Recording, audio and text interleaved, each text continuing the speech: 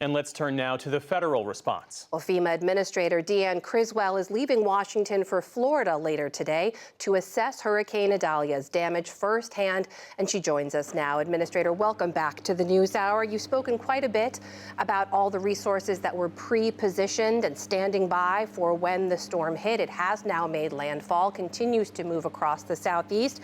What can you tell us about how FEMA resources are currently deployed?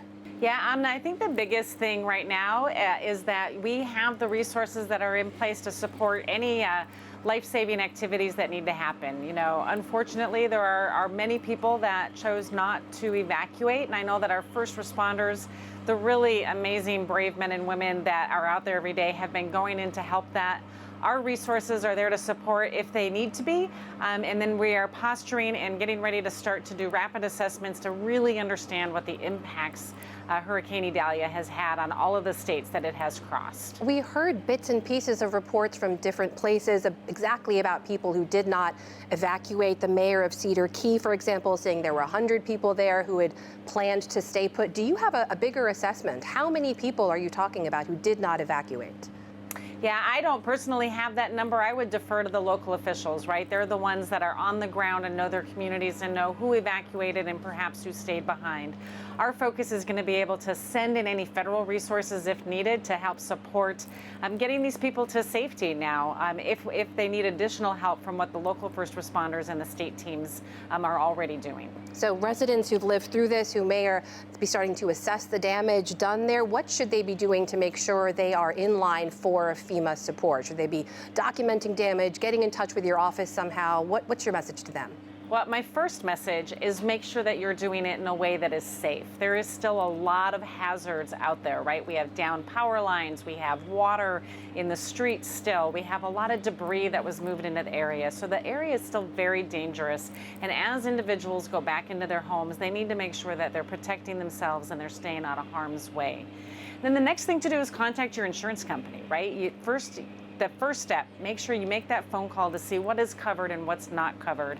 And as they go in, absolutely, they need to start taking pictures and documenting what the types of damages are. And after we work through the assessments and work with the governor to determine what level of additional federal assistance may be available, that bit of information is going to be extremely important. Administrator, you've said that the FEMA Disaster Relief Fund is around $3.4 billion right now, that you're prioritizing funding for Idalia and for those horrific Maui fires people are still recovering from. I want to put to you some concerns that Florida Senator Marco Rubio had. He said that reimbursements to local governments for previous storms are still in the pipeline, and prioritizing new storms creates problems for those local governments. What do you say in response to that?